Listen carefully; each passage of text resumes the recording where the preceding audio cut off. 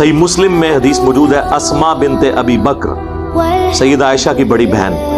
انہوں نے ایک کسروانی طیالسی جبہ کالے رنگ کا نکالا، پرشین امپائر کا جبہ، کسروانی طیالسی، وہ بلیک جبہ ہی ہوتا تھا، جس طرح ہم کہتے ہیں سندھی اجرک تو وہ ریڈ کلر کی ہوتی ہے، اس کے ساتھ رنگ نہیں بولنا ہوتا۔ اور انہوں نے کہا کہ یہ نبی علیہ السلام پہنتے تھے اور اس کے اوپر یعنی باقاعدہ کڑھائی ہوئی تھی، گوٹ لگی ہوئی تھی دامن کے اوپر بھی اور اس جگہ پہ بھی، اور یہ نبی علیہ السلام کی وفات کے بعد سیدہ عائشہ کے پاس تھا، اور پھر ان کے بعد یہ میں نے لے لیا، اسما بنت ابی بکر کہتی ہیں، چونکہ یہ بڑی بہن تھی ان کی، یہ بعد میں فوت ہوئی ہیں، عبداللہ ابن زبیر کی والدہ،